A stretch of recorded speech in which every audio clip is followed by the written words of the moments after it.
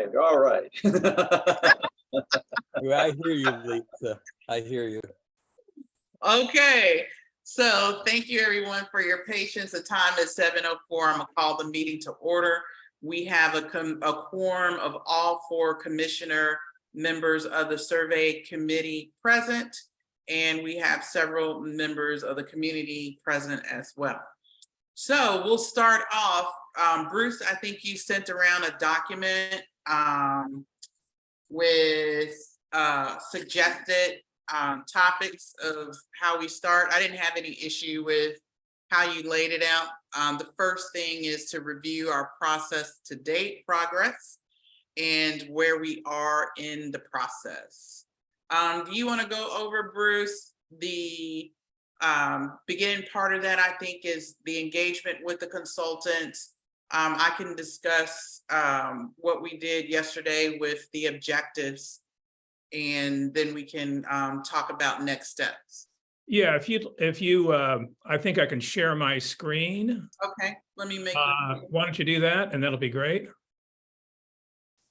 Do you also have on the one-page document? I do. Yeah, okay. I can put that up. Yeah. Right. So if I'm sharing my screen now, let me just show the. Can you see my screen? No. Okay. Let me come back. Let me come back. Okay, you should be able to see it now. No. No. Okay, multiple participants can share their screen. Okay. Okay, you can see it now. Now Okay. it's working. Yeah, so this is just the committee meeting agenda for tonight. Looking at progress to date, as Lisa was saying, where we are in the process, just to make sure we're all on the same page here on the call. And we can review the framework document in just 1 second, Lisa and commissioners, on that score. Want to tonight focus on discussing and agreeing to publish our meeting schedule and plan, and to issue a general call for community input, acknowledge and assign step 3 of our tasks, define the data points, research prior studies, discern gaps, and then chart the course for the first stage of stakeholder engagement. Those were the items that I had proposed that we try to address tonight in the hour that we have. And what I will do is stop sharing that and come back and pull up the document that is the framework document for, hang on a second.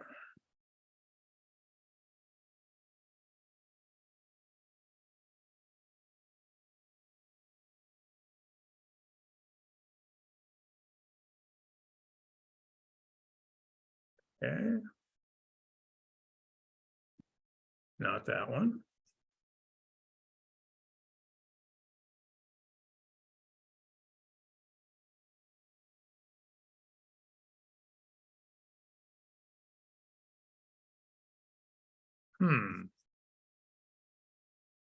Just take it off. Oh, a second. Sometimes it takes time to. Yeah, hang on. There we are. Okay, so you should be able to see the framework document that we have shared previously. But just to contextualize where we are in the process, we've reviewed this previously, but we've essentially accomplished the first tasks in our timeline and our plan, setting the strategy, which of course last night at the commission meeting, we ratified the objectives for the study. Those objectives, again, are, as you can see on the screen, the community is heard on key issues of concern, and the ANC is able to use survey data to make actionable recommendations in the RRFP development process that reflect key community development preferences for the civic core site.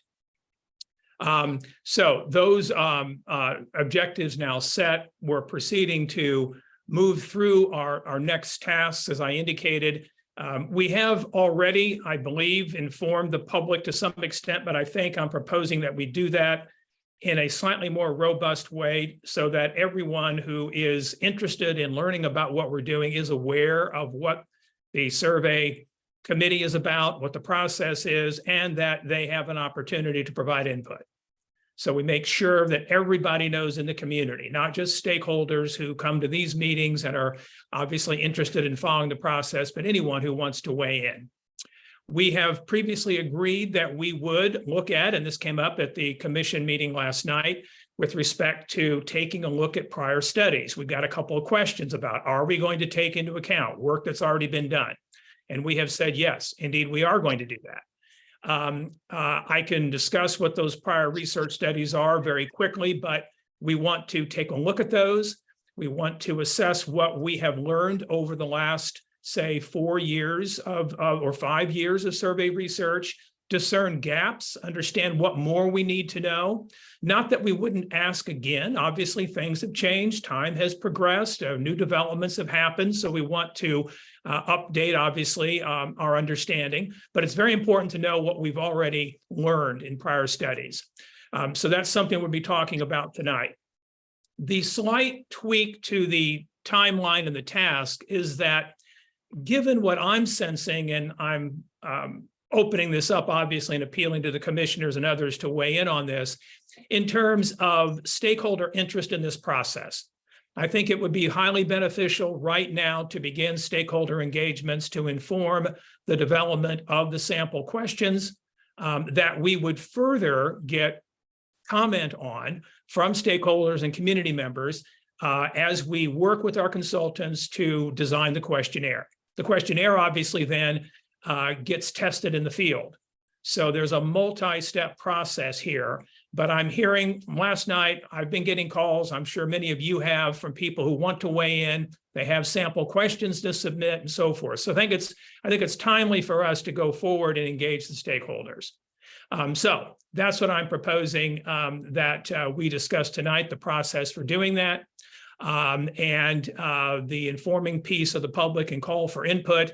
And then, as I mentioned, defining the data points. So this is the structure we've set, where we are in the process. You can see the other steps. I don't need to go over those, I think, in great detail. Those are things that remain to be done.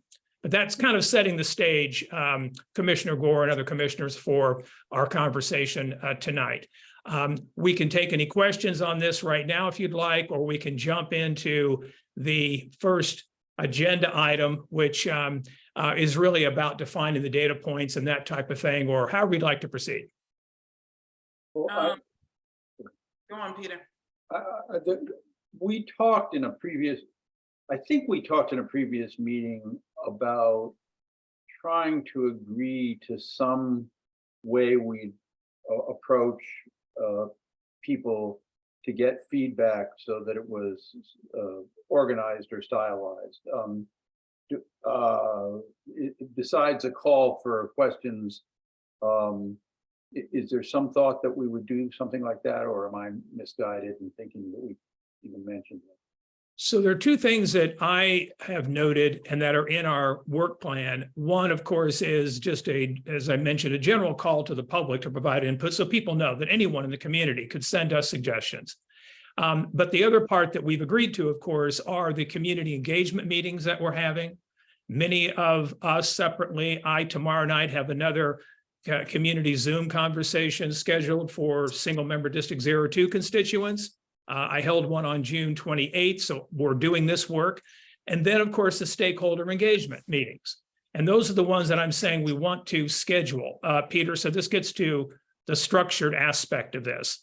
We want to identify those groups, schedule meetings with them, sit down, get their input in full, take any sample questions they wish to provide, and ensure that we as commissioners and our consultants are mindful of the input that stakeholders wish to give us. Yeah. Commissioner Nash. Yeah, I have a suggestion along these lines here, Bruce, where you're asking for stakeholder engagement.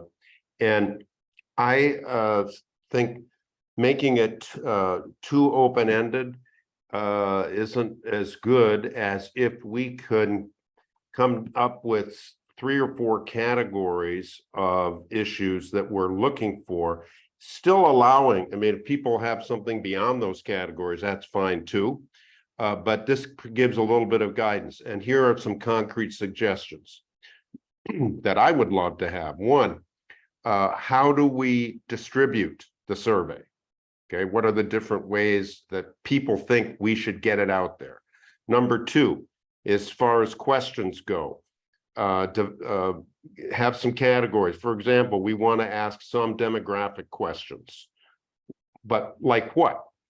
So in other words, I'm suggesting some categories of that we want help with, and then people can provide the guidance that they want within those categories as guidance. Another issue would be, how would you like to see the outside space used? Another category could be what kind of community center amenities would you like? How do you want to deal with that? And, you know, and so on. I don't know what other people think about that, but if I'm a community member, that would be helpful to me. Let me just chime in. I think, you know, I agree with both Commissioner Sherman and Nash. I think that at this point, we need to get some structure around the stakeholder engagement session. I know DMPED is starting theirs. Link is reaching out to do their stakeholder interviews next week, I believe. They want to do them. So that's one thing for us to consider in terms of the calendar, that we're going to be probably crossing paths on stakeholders with DMPEG very quickly. But I think we do need to kind of come up with, and I would say this for both individual commissioners that are doing the single member district engagements as well as the stakeholder interviews, that we have a template, talking points, however you want to do it. I think for the single member district meetings, maybe talking points and a template, but definitely structured questions for the stakeholder engagement interviews. And I'm open to what that looks like. But I think what we really want to kind of get at is, Bruce, tell me if I'm wrong, is what do they feel is critical for this particular survey that we're doing? And there might be a couple different ways that we can ask that or get at that information. Our interview is definitely going to be very different than DMPED's because they're focusing on an RFP process. But I think we want to focus on their viewpoint in terms of this survey and what's missing in terms of the community engagement that we need to focus in on with this particular survey. So, I don't know how, you know, other commissioners, and then I think we've heard from all commissioners. I'll move to community, kind of weigh in on that. But for our next meeting, I would think we want to have that solidified to the point that, you know, we're reaching out there. And then just let me say something else on the announcing this to the community. I do think we've missed that. We do need to probably do a structured notification to the community. We could also put that in our newsletter, which has very large distribution, over 1,000 people. But we need to kind of frame this, and maybe that can be the beginning of a framework that we talk about, why we're doing this, who's participating, regular meetings, how to find the meeting links. I mean, it's actually pretty easy. We're gonna, you know, keep Tuesday, I think, at 7 o'clock. So the only thing they need to find is that registration link, which is going to be, you know, pretty much the same link. But I would definitely like to get that out as soon as we can and publish that. I think we should also talk about, in terms of that, someone on this committee taking over meeting notes.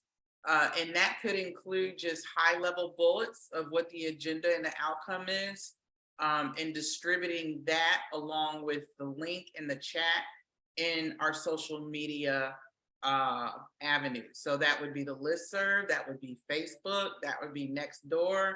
Someone needs to take over the comms aspect of this committee. So that way there's no missing this because somebody else is working on something else.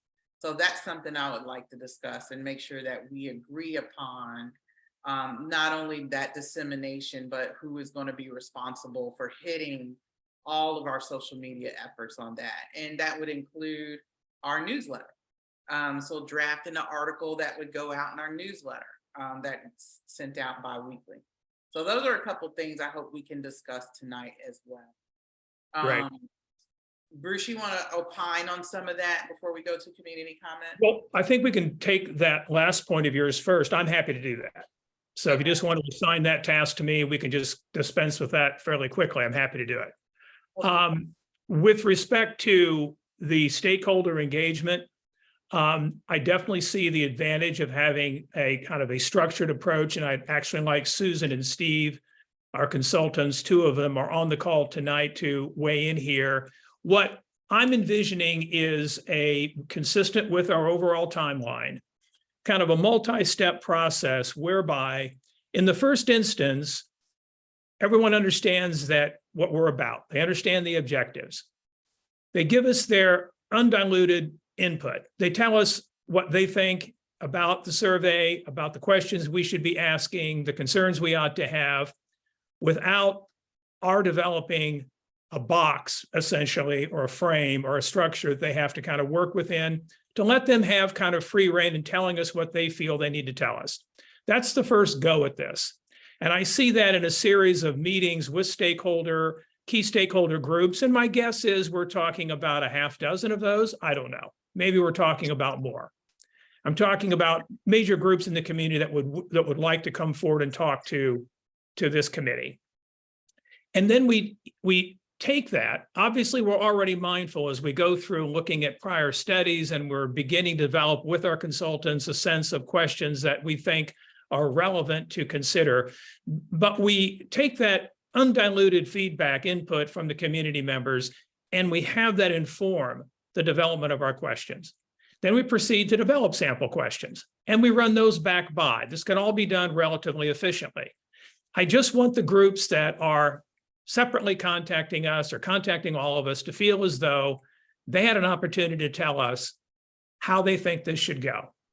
And I'm happy to take that on board and listen to that. And then we work with it. We work with our consultants, we winnow, and then we refine and we develop some sample questions based on that. And of course, all the rest of the due diligence we're going to do. We then can have, with those sample questions, that structured conversation that we've been discussing with various community groups, leading, of course, to a questionnaire that we test in the field. Those are just my further takes on this. Yeah. I just weigh in favor of the initial unstructured approach for the very practical reason that we can get it out fast. Yeah. We don't end up in a debate about what the boxes should look like. We just get it out and consider it as we will as we go along. Okay, but I do think we need some parameters on it. I mean, who are we going to talk to? How long are we going to meet?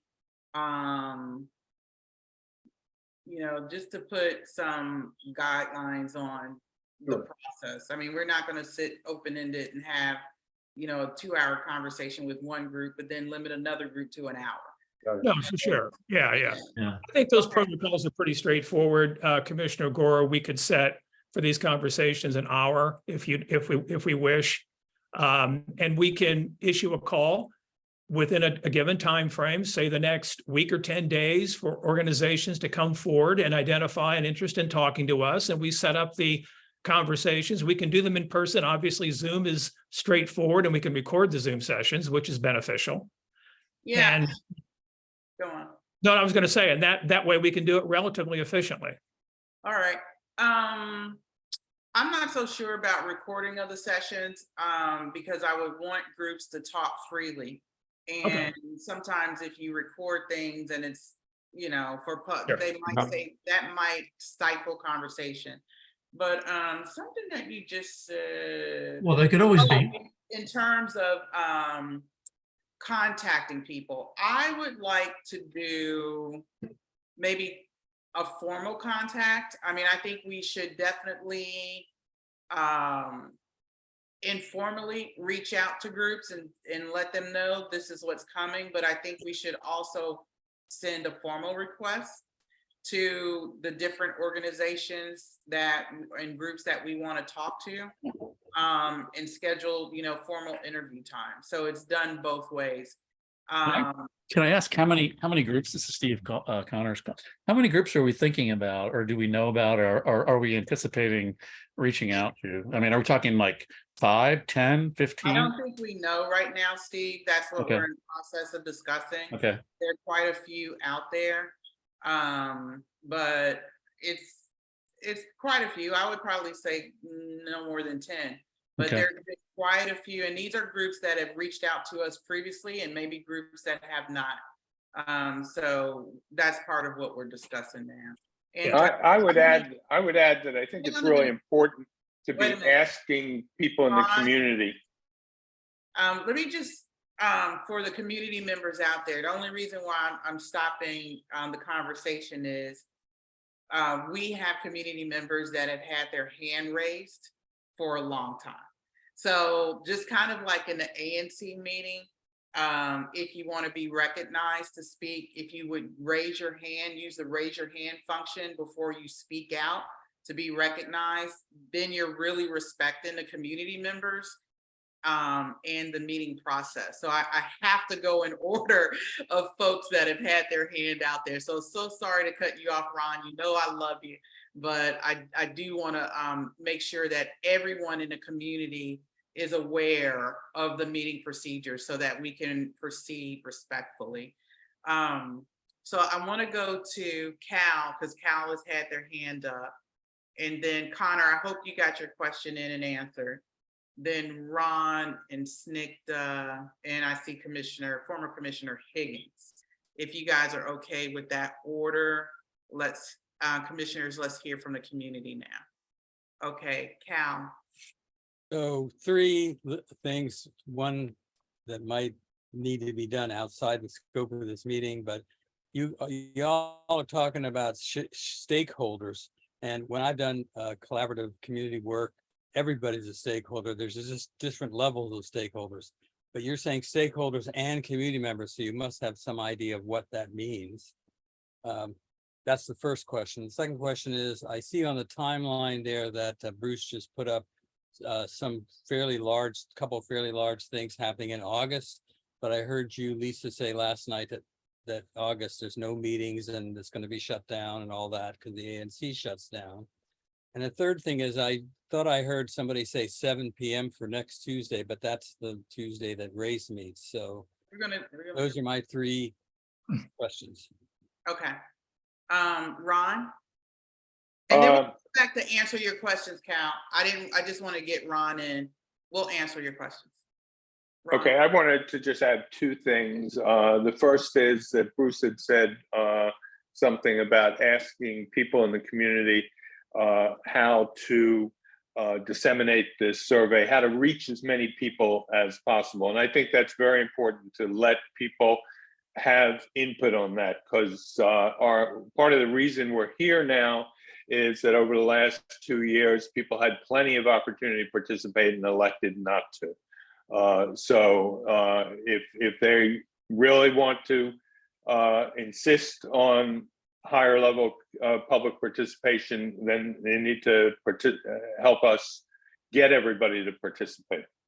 That's thing number 1. Thing number 2, and I will continue until the cows come home to suggest this, that there needs to be a glossary, or perhaps it's something along the lines Bruce referenced, they frequently ask a FAQ section. There needs to, I absolutely am so strongly about this, there needs to be something that explains the facts, because much of what we hear in meeting after meeting, listserv post after listserv post, has little to do with actual facts. And we need to get some definitions and facts in front of people. They can elect not to read them and to ignore them, but I think it behooves us to make sure that there's a baseline reality to this discussion. Okay, That's that's great. my, So let's take Cal's questions and Ron's, and then we'll move on to the next two community members. And Cal, you're absolutely right. Everyone is a stakeholder. There's different levels. So thanks for saying that. And I do think this body has to define what levels of stakeholders. So I think we can make that very clear to the community. I know one thing that's come up recently with DMPED is a individual member of the community. So someone that's not in a group, a stakeholder group, has asked to be interviewed. And that's really kind of, Cal is pointing out with these different levels of stakeholders. I know DMPED is weighing that decision, whether they're going to interview an individual versus a group. That's something that we probably want to discuss too, a little bit broader. And Cal, you're right. We do have things for this committee that will be occurring in August. We will be on recess. I don't anticipate anything with the broader ANC in August, but I know this group will probably be working very hard in August, obviously. We'll continue our meetings and we'll probably continue, everything else we have in plan for the survey work. So we're going to have to do some work in August with this committee. And at the end of the meeting, I'll ask the committee to pick a new time for next Tuesday. I had that on my little checklist agenda. Thanks for bringing that up, because we don't want to conflict with race. We have some members here tonight that are part of race, and you guys have been following this survey committee from day one. Thank you, Team Race, and we'll make sure we will not conflict with your meetings. Any commissioners have anything addition to that for Cal's questions before we move to Ron? Commissioner Nash? No, I was going to respond to Ron's question, so shall Okay, I you can start? start. You can start. Yeah, I would like to, I want to say that I like Ron's idea, and I would suggest maybe he works on that himself, and if he would like to work on it with someone else, I would be happy to work on it with him also. But at least the way I work in volunteer organizations, is when someone has a good idea, then do- Let's I agree with I don't think anyone else is going to do it. no, well, hey, Jim, some of us are not smart enough to learn that lesson, and we keep. I mean, I agree. I think definitely glossary, and I've definitely said in the past a FAQ, because there is a ton of misinformation out there. And I personally love a rolling FAQ, and kind of the idea I had was, as we distribute our newsletters, which, by the way, the distribution of our newsletters is over 1,000 people, and it is picking up every month, particularly as this process goes along. We can have an FAQ section. As we see things that we know are factually incorrect, we can post that, under our rolling FAQ, and just to, address what's actually correct. Now, in terms of who does that, I would, say Ron is a good candidate, along with others, because they have the technical background and could probably hone in a lot easier and write it up factually correct a lot easier than us on a commission. But, obviously we will work with you, Ron, if you want to volunteer to do that. And I know one of the things too, at the end of this on my agenda, is to talk to the commission about adding a technical expert in this area to the survey team. So those are my two things on that. Commissioner, I was almost saying Sherman. Gosselin? Yeah, I suggest that I work with Ron too. I think it would be useful for another voice to be heard on this issue. Yeah, I mean, it's all facts. I mean, it's it's not necessarily, it's a factual. Right. I guess I would say that I think the challenge here is to have FAQs that address important issues, but aren't, no, you're wrong. I mean, No. Yeah, yeah. You both can do that. And I think you can hammer it out. You're a great team. But I think, the FAQ and the glossary are two separate beasts. The glossary is just facts. And I think you're right. Like someone last night said, what is SAP? So we have a tendency to float these acronyms around, and I feel like we're in government because there's so many acronyms. Sometimes people don't even know what DMPET is. So defining in the glossary those acronyms and exactly what it is, I think that's, pretty straightforward. But I do think you're right. When we're talking about FAQs, we need to, address those, I think, gingerly. And, what's the most common, that we see occurring across the community. And sometimes we could just look at the listserv for that. So, Well, for what it's worth, I'm very comfortable on glossaries. I'm not comfortable, I'm comfortable answering FAQs. I'm not comfortable coming up with what they are, because obviously I'm, as everyone knows, I'm very biased. That's facetious, I'm not. So I'd be happy to start to work on a glossary, and Peter, and Jim, to start to come up with some FAQs that we can work up some reasonably factual responses to is fine. I just wanted I to, got nothing to do up here but change diapers and go for bike rides. So I've got 3 weeks of that going on. okay. Commissioner Sherman, you had your hand up, and then I'll go to Snigdha, former Commissioner Higgins, and then we have 2 more community members with their hands raised, Susan and Renee. Yeah, so I'll be brief on this. I think that whatever we put out from the commission has to have the stamp of commission authority and independence. So we have to be careful about that with respect to the broad section, cross section of community members who will want to know where these things are coming from. I also would have to say that we have to exercise care in educating people so that we are, as we're indicating, sticking to the facts and not educating people towards anything that could be seen as a desired outcome. In other words, we all have our views on various matters related to the Civic Corps, and we all believe that if only others understood what we know, that they would see things as we see them. And therefore, we tend to stress the need for education. Whereas in everyday life, our citizens are being asked about 1,000,001 issues. They're out there right now opining on everything related to the Civic Corps, and that will continue. And so I think education is important, but I also believe we have to be careful about seeming to educate people towards an outcome we prefer.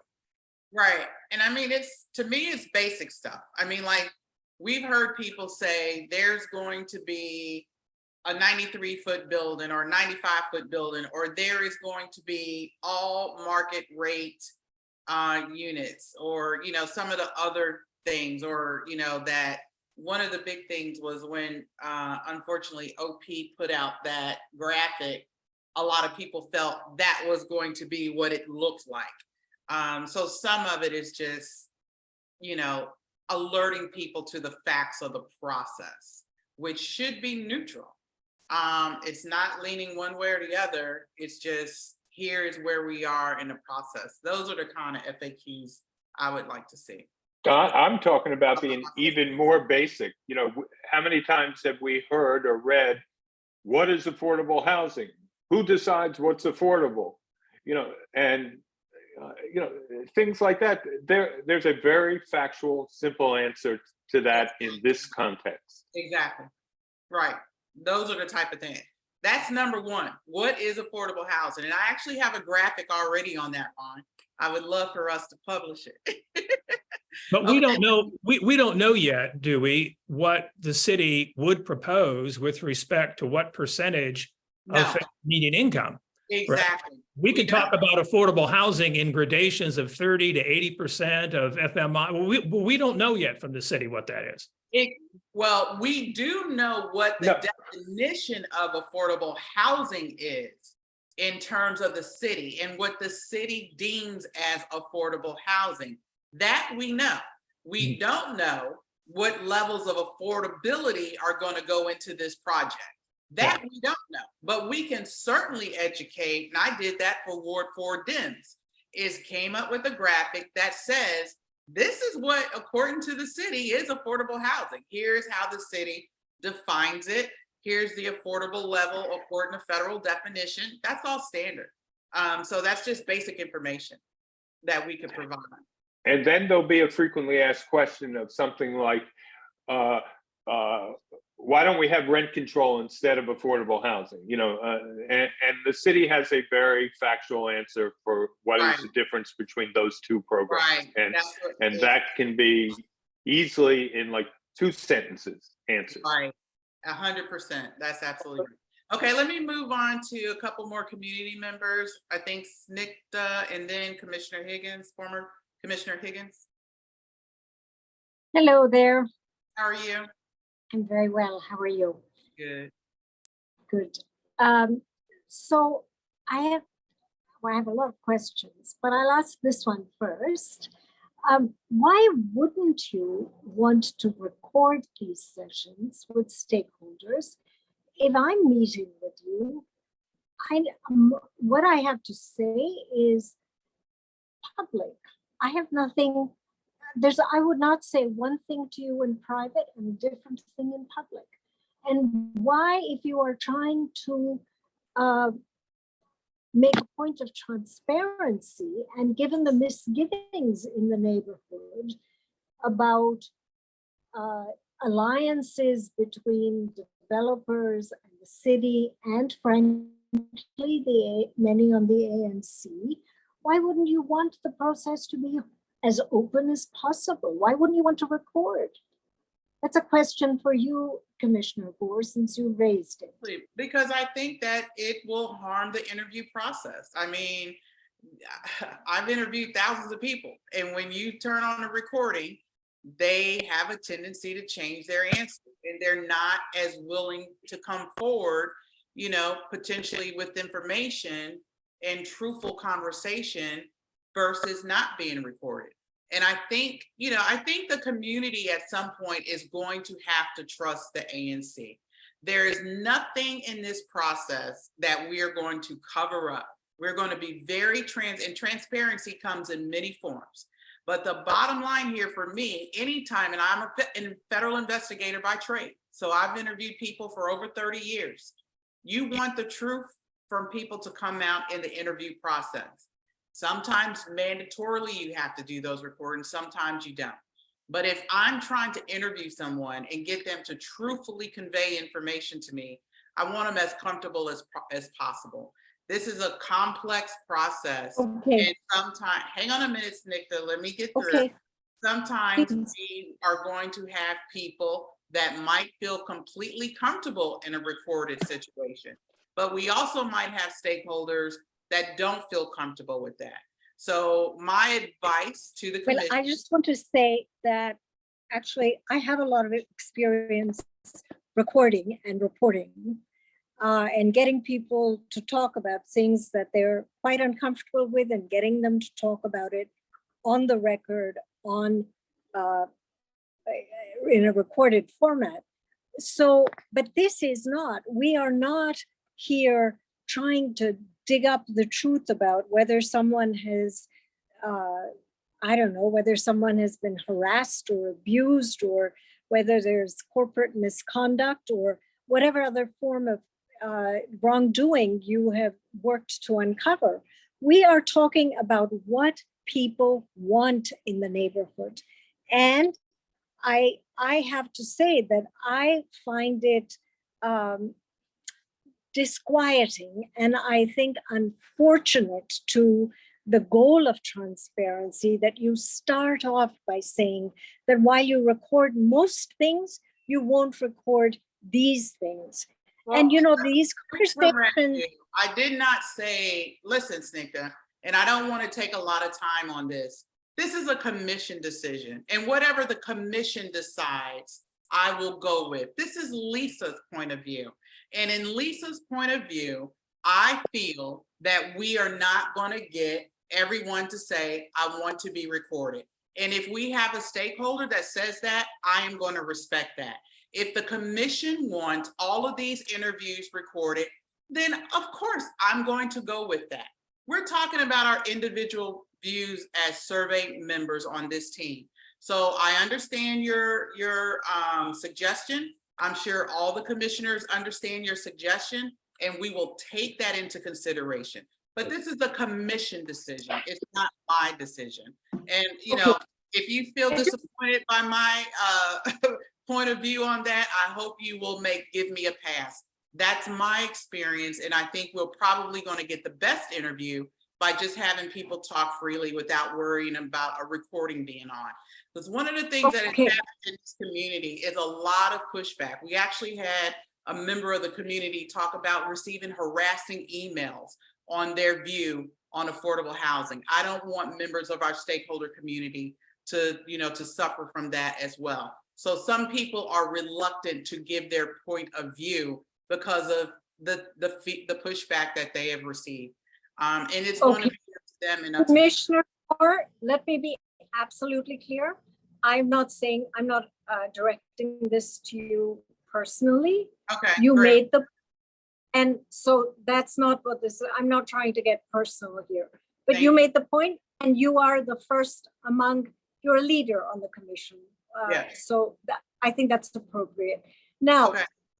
the other thing I want to say is I want to respond to what Bruce Sherman said, which I think is exactly right, that when you start talking about education, and yesterday you made the point that you wanted to use the survey to educate, that very quickly shades into, it shades into shaping the survey in the direction that you want it to go. That may not be your intention, but that is how it sounds and looks. And so I would like to, as a member of the community, raise an issue about that and say that if you're looking for neutral questions, then you stay away from the use of the survey as a tool to educate. Okay, thank you. Okay, thank you. That's a big, because we've definitely gone back and forth about that. I'm curious to hear Commissioner feedback on her suggestion. So let me go to Susan, then Renee. Okay. Thank you. Now, I just wanted to address some practicalities around the community engagement and just raise some issues for you to think about. So when you Susan, say, Susan, before you Yes. start, can you introduce yourself Oh, as yes. our resident expert? Sorry, yeah, I'm one of the consultants that has been brought on along with Steve Connors and Anna Dean to help advise the commission on getting community input for the survey. And on shaping the survey. And I have a long background, a 30+ year career in opinion social research. Okay, so in a nutshell, I'm conscious of time. So just some practicalities to think about. So when you say community engagement, are you envisioning like a town hall, or are you envisioning like a focus group? Think about the composition. Do you want them heterogeneous or homogeneous? Not only in terms of demographics, but also in terms of things like their points of view. Are you looking to have, do you want people, some stakeholder groups are all kind of against it to varying degrees, what's happening, or, vehemently versus other people are undecided. I think it's very important to think about who is going to be in the room. And then based on who's in the room, that also shapes sort of the level of moderation you'll need, because if it's going to be people, the few town halls or events I've seen, it's very hard for people, let's say, with more moderate views to get their opinions heard. So you have to think about that, and who is actually going to be moderating, and who's going to be the kind cop to say, okay, thank you, could you be quiet now, move on. Little considerations: if you don't want to record, you can easily have a note taker, that's just capturing the essence. That's done all the time. Moderation, you don't want to be overly, let's say, prescriptive. And in general, if it's like a focus group, you think about starting more broadly and then funneling down into more specific issues. So that's just a suggestion for when we get to there should be some structure to the conversation so that you are able to more easily compare across these groups, right? Yeah. Otherwise, it can be, you're going down rabbit holes and you don't have a basis for comparison. What else was I thinking about? But these are all like sort of very practical things to think about as you go forward. Right. I'm glad you brought up about the rabbit hole, because that was my concern with having it unstructured, is you have to have some basis to kind of compare and correlate and analyze response. Yes, exactly. And that's easier to do when you have some structure Yeah. on what you're asking. Right. Okay. Yeah. Oh, I'm so glad you're here. Thank you. Mhm. Okay, let's go to Renee. Renee, Hi, how's everyone? great. I just wanted to say I would like to help Ron with the FOQs and the glossary. Okay, And I agree with what Bruce said. okay. Thank In you. terms of what, Renee?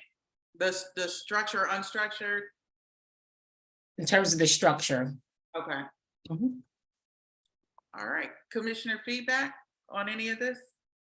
Yeah, let me say a couple of things. I think the SNIGDA's issue, I too think that what we're trying to do at this stage of the process is get as clear a picture of both what people want out of this survey, want in the survey, or want to get out of the survey, and where there's possible legal room such that we can ask more appropriate questions. And SNIGDA, Lisa was an investigator for years. I was a newspaper reporter for 50 years. The simple matter is that these are not statements that go flowing right into the newspaper. When you do an interview, it goes through, it's considered by the reporter, and it's information that informs the resulting story. And that process, I think Lisa is right. I mean, the commissioners need this information and need to get it in as free a process as possible. To Susan's point about, I want to address Susan's point about the format. I think one of the things you raised in a previous meeting, Susan, is that let's be practical about the timetable. I mean, we are in no position to do big town hall meetings right now, or in the period we need to get this done. So I think that the way we need to handle this is focus groups and focus groups for the organized stakeholders that with either the leaders or just a few members of them, so that we're not looking for a debate. We're looking for where are our people, and where if they're willing to share it with us is the wiggle room, or where are the grays. And I think I understand the need to have some sort of format so that stuff is comparable, but I just think we're in no position to do big meetings, and certainly not big debates in the next 6 weeks or 8 weeks. Okay. We want to move on to the data point. Let me get John in. Oh, I'm John. sorry. The first and most important question I have is my Zoom mechanism deficient, or am I deficient? Because I keep missing my hand up button. I know, I see that, yeah. It's not at the bottom of my screen, No, nor it's when I circle around in my yeah. square does it ever come up. So maybe I need to reinstall it or something, because it's annoying to me, and I'm sure it's annoying to other people. Do you Anybody's see, got some do you answers see to that, we can reactions? talk offline, but John, look at the bottom of your screen. Do you have a button called reactions? yes. Okay, press that. Press and hold. At the- Oh, I see. the Raise bottom, hand. they put it in the drop up menu. Unbelievable. There you go. Yay! Well, good night, folks.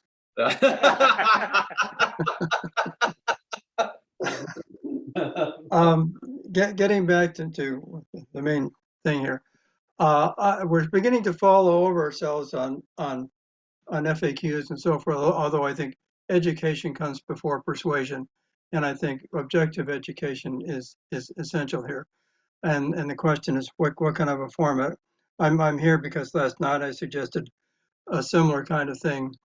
I tend, being a newspaper guy like Peter, I tend to be more on the narratives format rather than the FAQs. And the FAQs can be limiting. I'm thinking of some kind of a simple backgrounder. I'm not talking about 3 pages. I'm talking about maybe a 1-page issue backgrounder. Because as I mentioned last night, some people I've met and around here where I live, they're asking, why is the library being replaced anyway? What's wrong with the community center? Why do we have to knock it down and build it? There are fundamental questions like that. So, and the other thing I think Jim earlier mentioned, trying to get some focus. This is, I apologize if this is kind of free flowing, but I think some of the things we need to do, I mean, Bruce is right and Peter is right. We need to get engagement, but we're only 8 weeks away from Labor Day. So just technically, Bruce, I don't know if some of the engagement could come at the testing phase, when we have some questions and we're going out. I mean, I like the format here. I like the professional format. I don't know how that works, but maybe in the testing phase is when we can call for more engagement. I think, however, whatever we do, maybe at the engagement phase, we could suggest certain kinds of topics. For example, a lot of this is about the future and what the place is going to look like in the future. I think we need to find out from people, what is their current use? Do they ever go to the library? Do they ever use it? We talked about, when I was on the commission, there's a lot of talk about popularity of fencing and having adequate space for that in the community center and stuff like that. But I think part of our research should be trying to get some, not just aspirational stuff, but some fairly concrete information about where people are coming from in terms of their current use and how that may bias their opinion.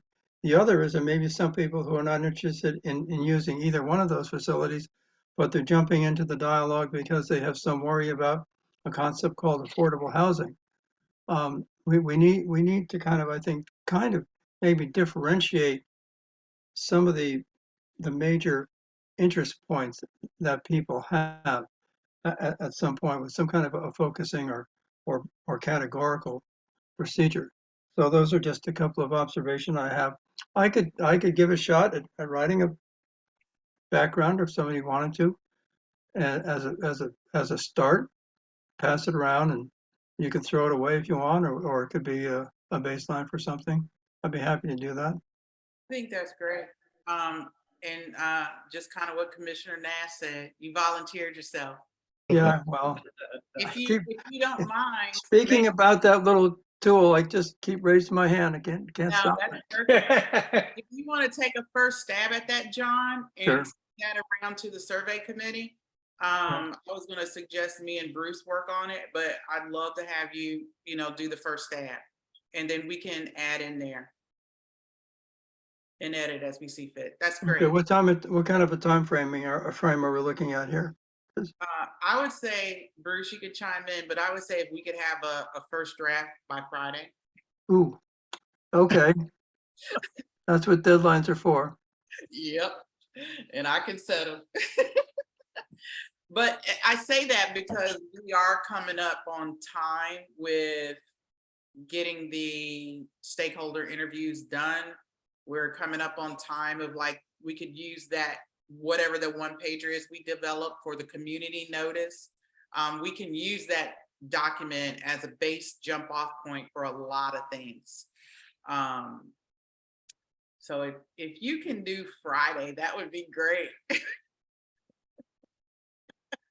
Okay. We're here to help. We're here to help, John. Well, you helped me tonight enormously. All right. Thank you. Commissioner Nash. Yeah, hi.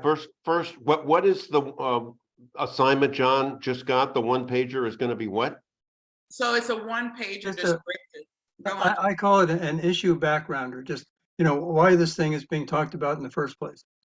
Okay, all right. I had two comments on some of the discussion before that I don't think it has to be either or. With respect, for example, to recording, I worked as a reporter too, and I would ask people, are you comfortable with me recording this or not? And if they say no, then I didn't. And if they say yes, then I did. And sometimes lack of trust makes people want you to record. Right. So it's not black or white. And the Right. second thing is, excuse me, with respect to my preference for some kind of structure to our initial conversations, we can have it both ways too. I believe we can start out by just, like Bruce would prefer, open-ended, here we're doing this, what do you want? What do you think? And whatever. And then when they've had their talk, then I do think it's useful to avoid apples and oranges problems, to have a few categories of questions we'd like to ask them to respond to after they've had their piece, if they haven't touched on those. I agree. That's what I was thinking too. I think we could easily do a combination of both. Yeah. So following up on that, Bruce, do you want maybe me and you to tackle the stakeholder interview process? Sure. So I had suggested prior to the meeting that on the task of taking a look at the research studies thus far that have been done over the last several years, to take a look at what we know, synthesize, provide a kind of high-level takeaways of what those studies have already revealed. For Yeah. example, former Commissioner Higgins was just addressing what people prefer in the library and, of course, the community center. The DemPed survey work did a lot of that, I think. Right. So there's a lot that we can draw on there. In our So- 2018 survey. Right. So on the agenda items for tonight, I'm volunteering to take that item of looking at the prior research studies, look at the gaps. I will work with our consultants on that, bring them into that process. The second item or third item on our agenda in terms of do-outs or things that we're going to have to follow up on was, of course, the stakeholder interviews, Lisa, and in terms of setting those up, I'm happy to work with you on those as well. So I just think that we want to, and I noticed a comment in the chat, I think that Libby had suggested that the notices go out, a formal notice go out at the same time, so people are approached officially by the committee to provide their input. We can work on that, and we can work on that in the coming days. My guess is there are probably 10, as you said before, or so groups in the community that want to be heard. We know they want to be heard. We want them to feel heard. And so we can schedule those, I would think, over the next, week to 10 days to line up the meetings, and then take care of those within the next, 2 weeks. Yeah, I agree. Commissioner Gosselin, and then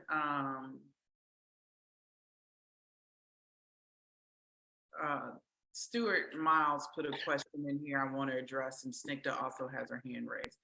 Go on, Commissioner Gosselin. Three things. One is that I've sort of been I have a sort of chart just to keep the players straight, which I'd be happy to contribute just as an initial kind of what some of the, I guess we're calling high-level stakeholder groups are. Two is to Lisa's point earlier, it's really important as we notify these people and groups that we make clear we're separate from DemPed, because Michael Aiken's group is sending out their letters right now, and this is just the sort of thing that could leave people confused. And three is I want to understand, just for planning sake, are we going to move on to the data point question, or are we going to put that off until another meeting? No, let's try to move on and get it addressed if we can. Let me go to Snikta. She had her hand raised. Hi, can you see me? Did I? Yes. No. I don't know. Yep, we can Uh, see. Okay, all right. So listen, I wanted to say, since everyone's bringing up their journalistic experience, that I'm a reporter of long standing as well. And I was a radio reporter for NPR for many years. So I actually know when I say that it is possible to record people even when they're uncomfortable, though I take the point that I think one of the other commissioners made, that, you know, you ask whether people are comfortable being recorded. But I just,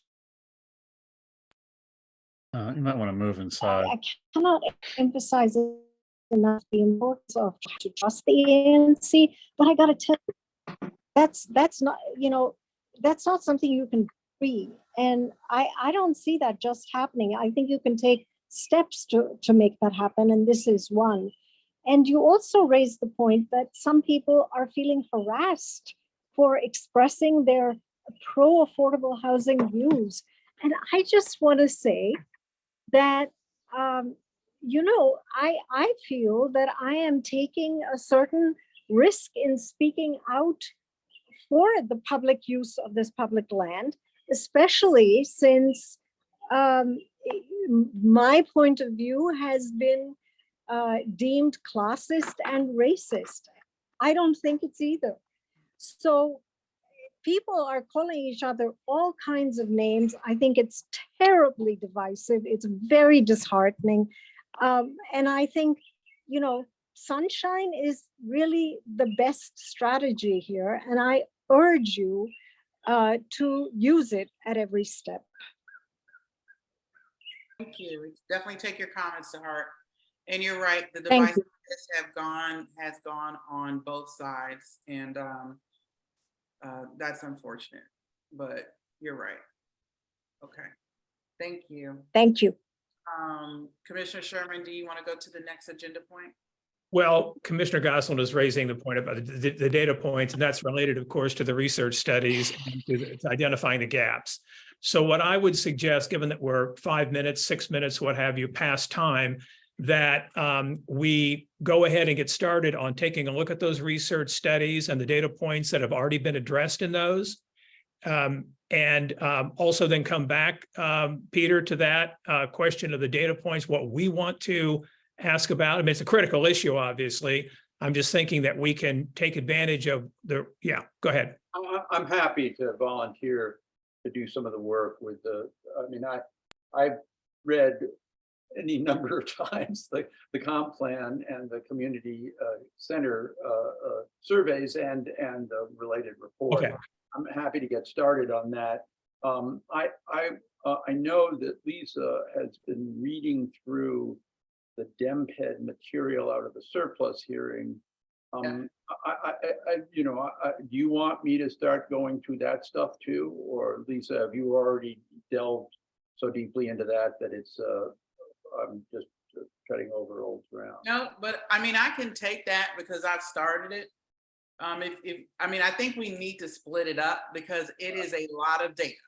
Yeah. I mean, and you know, even with the DEMPED comments, and we had that come up in our meeting last night. We had, you know, some people feel this view is a majority, some people feel that's a majority. You know, there probably is, from what I review, one side versus the other, but there's a lot of nuance in some of that where you might have somebody say, well, I would like this or that if we had this or that. So it's not necessarily a blanket yes or no. So I can, and I think we're going to find a lot of the information is like that. So it's going to, you know, maybe if we just split up, like somebody take the 2018, someone take DEMPED, someone take the recent survey that DEMPED or the library and DPR did. We might get through it faster and we might have more in-depth analysis that way. What is the one thing that I think we got ultimately, but has anybody waded into all the material that you got from Birkin out of the small area plan comment? looked at it. There is some analysis already there that they've done on that. It's cursory, it's not very in-depth, but that's another one that we need. So that's why I think we need to probably divide those buckets up and just have one person responsible for each one. I have looked at the small area plan, and I'd be willing to take that on as best I can. That statement, I've also looked at all of these. That's 100 pages. I know, Yeah, I know. of input, and it's highly unstructured. Right. In a lot of respects. I just want us to keep in mind why we're doing this. It's not to do an encyclopedic analysis of these studies. It is to inform the process we're engaged in as to what we believe we need to focus on, where we already have relatively recent information that we feel is credible, not necessarily unless we feel we need to replicate it because we want to go back and have the community benefit from another attempt to answer these questions. But that's why we're doing it, right? Just to kind of keep that in mind. And we use this to inform the sample questions that we're going to be doing again with the community input from the stakeholder interviews. So this kind of all rolls up, just to try to be clear on why we're doing it. That's good. And I have to say, before this meeting, I was reading the community center one. It was just structured in such a different way, and the circumstances were so different that it's very hard to, I mean, I think much more of the comp plan one has some relevance, but this, I'm happy to wade through and try to tease out what's the wiring to our task here. Well, I've looked at that, Peter, and one big takeaway I got from that was there is a section which I took out where they say that in the I think is executive summary, this is what people want in the community center. Now, that doesn't mean that's the final answer, but that can help us to frame some questions because we have that background, right? Look, I will try to work through this. I have to say, when we were waiting for you all to come on, I said to Lisa, I just looked at this, and one of the things that I read into that study is how little people trust the Department of Parks and Recreation on programming.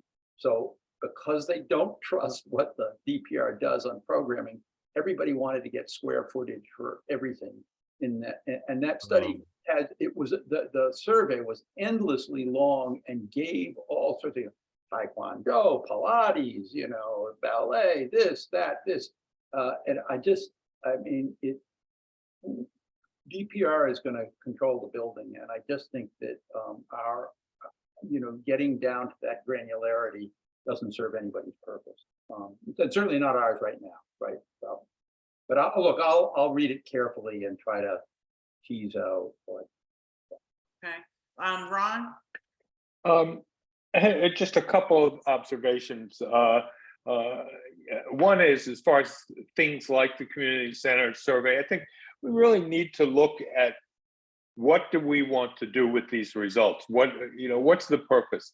It's altogether possible, and Bruce, you guys will make this judgment. It's altogether possible that programming effort in 2018 or whatever is about as good as you can possibly get for programming for a community center, and maybe it needs to be updated for the internet age or something, but that the rest is up to the architects, and at some point we have to be humble enough to understand that at some point the rest is up to the architects.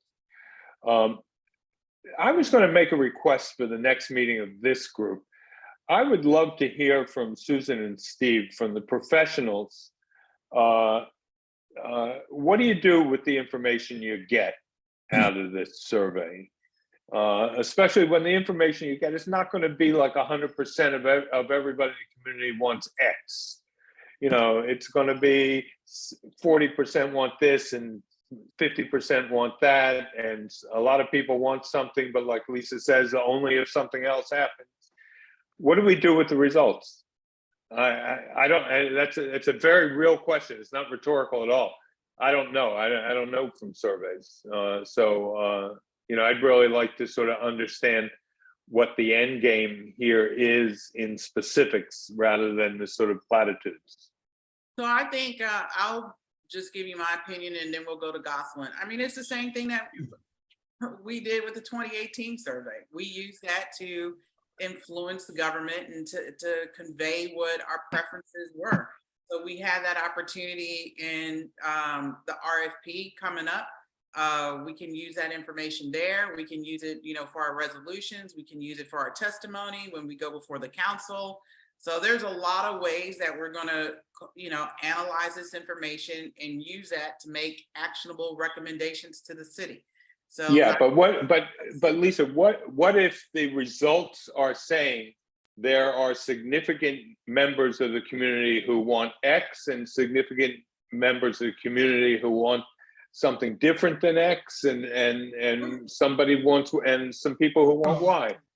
We have to report that information. And I think, Ron, that is one of the reasons why we're doing this survey, is because we have not, as an ANC, presented that viewpoint from the community. And that is what our job is. And I think that's why, even though this commission is 100%, our commissioners have their own viewpoint. We have people like me that are 100% pro affordable housing. We have people that are somewhere in the middle. But we all agreed that as an ANC, we have failed at presenting the wide viewpoints of our community on this issue. And Commissioner Gosselin always says this.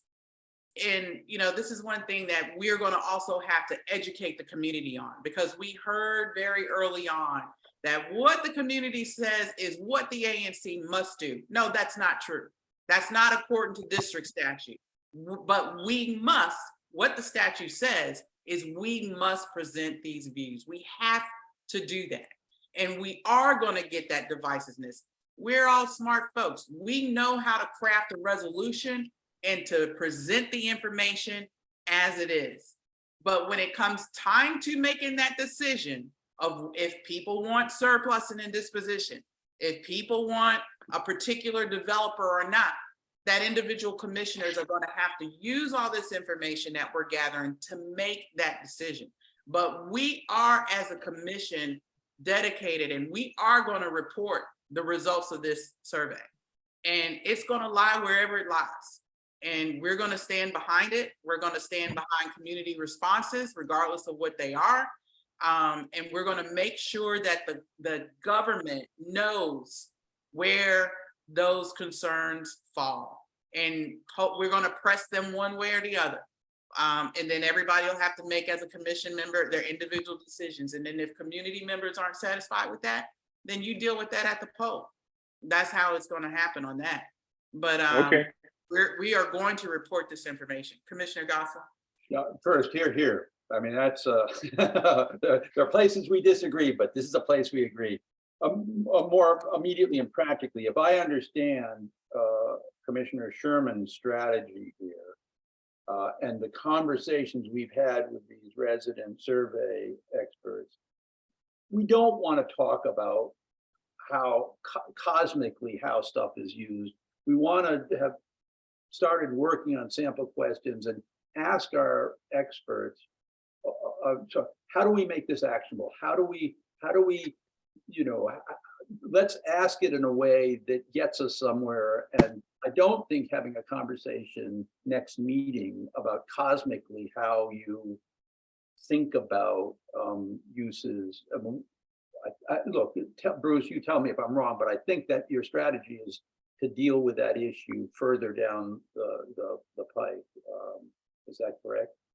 Yeah, and I've suggested that we use these meetings to address the process of this entire endeavor, and that we obviously take offline some of the work that has to be done with our consultants that can't be done within an hour here. That we have a lot of offline work that we're going to need to do that we bring back then to the committee, and we get the comment on it and the assessment of it, leading to recommendations for the commission when we feel as though we need a commission vote on something. So yeah. Mm-hmm. So are we moving on or are we ending? Yeah, Commissioner Nash has his hands up and then we can. I think we're reaching the end of the meeting. And before we do that, I wanted to make a request that the next step is to reach out to certain organizations and so on. And I'm wondering if it would be okay to maybe send this, I don't know, someone should be designated to draw up a list, but that we send it around other people. You might forget this group or that group. I think this is where many heads are better than one. We get a list together of 10 we all agree on in the next few days. Is that all right? Yeah. Yep, that's what we're gonna do. Yep. Okay. And before we log off as a last step, can we set, so our next meeting is gonna be on July 18th, which is the same as race. Instead of 7, do you guys wanna meet at 6? You wanna do earlier? 5. 5:30, 5 o'clock? I like. I would just ask Susan and Steve if 5 works for them, since we want them to be part of the process. 3. Yeah, Susan, Yeah. 5 for me doesn't work, but 5:30 would work. I mean, I put in a full day at work, so I can't really just bug out for any reason, but yeah. Yeah, that works for me. 5:30 is good. 5:30, everyone. Okay. Got it. I'll change the link and I'll send commissioners race 5:30. I'll post that on the website, and then Bruce, if you could do your jazz for distribution to everywhere else. Right, I'll do that. One just final note that just crosses my mind before we go, and that is to acknowledge, I think, the obvious, which is that many members of the community every single day are offering their views and their opinions. They're effectively responding to a set of implicit survey questions. They're answering these things in real time. We all are getting comments from our constituents. I'm getting them almost every single day. When the last time I held the Zoom call a couple of weeks ago, 40 people on the call, and many people expressed their views outright. In other words, there are a lot of people who are making up their minds already about what they feel about the Civic Corps. And of course, the survey process is designed to get the broadest possible input from folks who haven't made up their mind, as well as people who have. But it's just, I think, striking to observe that there are so many people already who are weighing in. I was talking to a constituent a couple hours ago about this very thing. I know it's uncommon for everybody, so it's not anything other than just to recognize the obvious here. And I just have one comment on that. Speaking with people on my block and in the neighborhood, this is Steve talking real fast. I know there really are a lot of people that don't even know about this issue. And it's just, I thought over the last month or two, it would get better, but the lack of information has just been really, it just kind of blows my mind as someone who's lived here for a long time, since 88, 89. It's really amazing. So just we should all keep that in the back of our minds. I agree. All right. Well, thank you, community members. We'll be back next Tuesday. Thanks for all the great comments. It's really helpful to have you all on board and working through this process with us real time. I hope that establishes some credibility and trust. I know we don't always get it right, but the ANC is extremely serious about, regaining the community's trust in this process. So hopefully this helps. Thank you, and I'll call us adjourned at 8:23. Thank you. Yeah. And this will be up, tape will be up on the website.